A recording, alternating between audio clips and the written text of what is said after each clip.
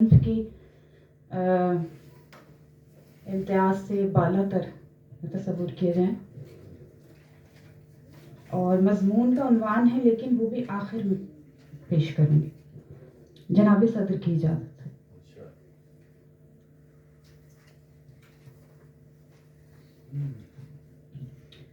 نصف صدی سے بھی کچھ زیادہ عرصے سے پنجابی اور اردو ادب کی قلمرو کو اپنی تخلیقی رویدگی کے مظاہر سے شاداب رکھنے والا والی سربراوردہ خلاق جناب غلام حسین ساجد موجودہ ادبی منظرنامے میں اپنی طبع آزما اصناف کے تنوع کے اعتبار سے سرگرم ترین تخلیق کار ہیں۔ لگ بھگ 5 دہائیوں پر محیط ان کے شعری سرمایہ کا نمایاں اختصاص فکر و اسلوبیاتی تازگی کی وہ باوقار ہمہ جہتی ہے جس کا سراغ ان کے شعری نقش اولین موسم سے ہی مل چکا تھا، جہاں فطرت سے قائم کیے گئے تعلق کی بنیاد صرف منظر اور منظر نگار کے بے روح رشتے جیسی نہیں تھی۔ جبھی مجموعے کے دیباچے میں محمد خالد صاحب نے کہا کہ ساجد کے ہاں فطرت کے مظاہر ایک مربوط نظام کی صورت میں سامنے آتے ہیں، جو نظام اس کا اپنا تشکیل کرتا ہے، اور شاعری میں کسی نوع کے کسی نظام کی تشکیل کوئی چھوٹا یا ادنا کام نہیں۔ مجموعے کی حیت میں مختلف موسموں کا ایک ہی موسم کے ذیل میں جمع ہو جانا ایک بڑے تجربے کی مثال تھی۔ تجربے کی اس کڑی نے ان کے دوسرے شعری مجموعے عناصر سے آ ملنے پر یہ خبر دی کہ انہوں نے خواب جیسی انٹینجبل روح کو مٹی، پانی، آگ اور ہوا کے ساتھ 5ویں عنصر کے طور پر بریکٹ کیا ہے۔ ایک بیدار مغز نے اپنے خوابوں کی اس نقش گری کے تعارف میں لکھا کہ موسم میری دعا تھی، عناصر میری بے بصر آنکھوں کا منور خواب ہے۔ اتاروں گا ابھی ایک آہنی مخلوق میدان میں، اور اس کے بعد بھی ایک فوج ہے تیار مٹی کی۔ اس بے پناہ منفعل قوت کے حامل تخیل نے جہاں اسطورہ کے میدان کو زرخیزی بخشی، وہیں اس کی شادابی کا مستقل ذمہ بھی خود پر واجب کر لیا۔ غلام حسین ساجد کے ہاں سطیری علامتیں اور استعارے فقط تغزل، غنائیت اور شعریت جیسے شاعرانہ لوازمات تک ہی محدود نہیں، بلکہ ان کی تجریدیت میں زمینی تاریخ اور موجودہ عہد ایک ہی مٹی سے گندھی مورت کے طور پر سامنے آتے ہیں۔ اسطوراتی علامتوں کی پہلی پرت ایک عام قاری کے لیے عموماً کھردری ہوتی ہے، اور اس کا ناملائم ہونا تفہیم میں رکاوٹ پیدا کرتا ہے۔ ساجد صاحب کے ہاں یہ پہلی پرت جذبیت کی حامل ہے۔ رمز و امائیت کی دبیس فضا کے باوجود درونی و بیرونی کیفیات کا اظہار پیچیدگی سے عبارت نہیں۔ پھر ایک جہان فطرت ہے جو موضوعاتی ہی نہیں بلکہ حسی تجربے کے طور پر بھی سامنے آتا ہے۔ مظاہر قدرت اور ان کے اسرار کئی طرزوں سے اظہار کی راہ پاتے ہیں۔ زمانی و مکانی حدوں کو ہیر پھیر کے بعد باہم آمیز کرنا اور پھر اس خمیر کی صورت گری کو نئی معنوی اساس بخشنا انہی میں سے نمایاں ترین طرز ہے۔ اس خلاقانہ عمل کے نتائج فکری سطح کی اعلیٰ نظیر کے علاوہ قادر الکلامی کے جمالیاتی دورے کی بات بھی ہے۔ عشق اساطیر کا اہم ترین عنصر ہے جس کی نسبت داستان کے شکوہ کو اجاگر کرتی ہے۔ اسی کی فیض سے انسانی جذبات کے لاتعداد رنگوں سے شعری روایت کا چمن آراستہ ہوا۔ تجاوز بھی اسی باغ کے ایک گوشے کی مثیل ہے۔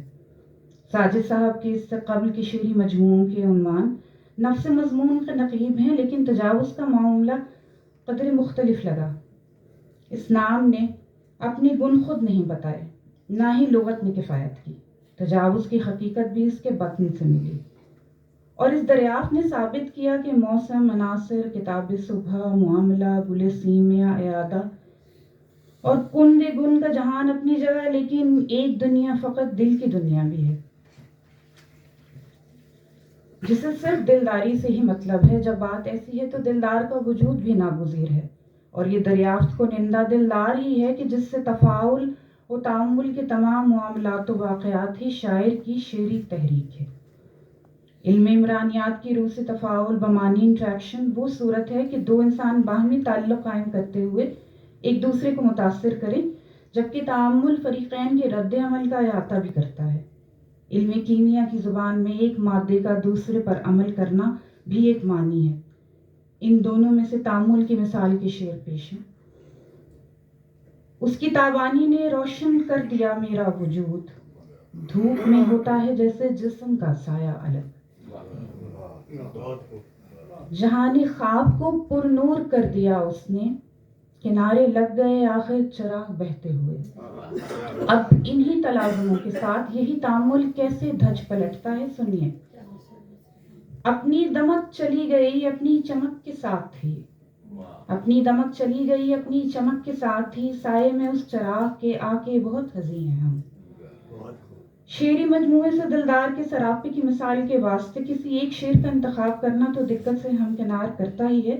یہاں دلدار کے چلن، سبھاؤ اور طرح داری جیسی رنگا رنگی نے ہی اچھا خاصا بکھیڑا پھیلا رکھا ہے، اور انتخاب کرنے والا اس سوچ میں پڑ سکتا ہے کہ یہ میوز فقط ایک ہی شخصیت ہے کہ معاملہ کچھ اور ہے. اس گمراہ کن سوال کے محرکات کے لیے چند مثالیں پیش خدمت ہیں. ڈھونڈ کر لاؤں کہاں سے آپ کا نعم البدل، ایک تو وہ بھی ذہانت اس پہ دانائی الگ. اس کے اقرار وفا پر کر لیا میں نے یقین، اس کے اقرار وفا پر کر لیا میں نے یقین، اس کے لہجے کی شرارت ہی نہیں محسوس کی. اور ایک اور شعر، ایک جملے میں ہوئی ساجد میری ترکی تمام، میں کہاں تشریف رکھوں اس نے فرمایا الگ. لوگ آتے ہیں ٹھہرتے ہیں مگر رکھتے نہیں، اس کی دلداری الگ ہے اس کی مہمانی الگ. اب تک کی مثالوں سے یہ تو پتہ چلتا ہے کہ یہ میوز تیوری پیٹی مغرور بد دماغ تو بھلے نہیں مگر نام دھروانے کا ہنر جانتی ہے. نخوت زدہ ہے اس کی طبیعت تو پھر اسے ملنے سے فائدہ نہ ملانے سے فائدہ. محاکات یعنی پکچرسکیو امیجری شاعر کی تخلیقی اوج کے ساتھ ساتھ اس کے نظریہ جمال اور ان کے معیارات کے تعین قدر کا معاملہ بھی ہے.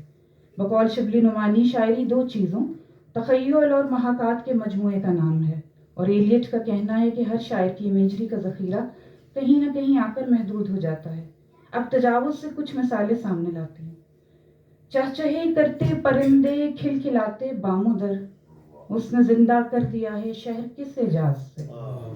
اور تجاوز کی ایک متجاوز مثال، اس کی شریانوں کی سرگم میں چھپے تھے 7 سر، اس کی شریانوں کی سرگم میں چھپے تھے 7 سر، بج رہی تھی میرے سینے میں بھی شہنائی الگ.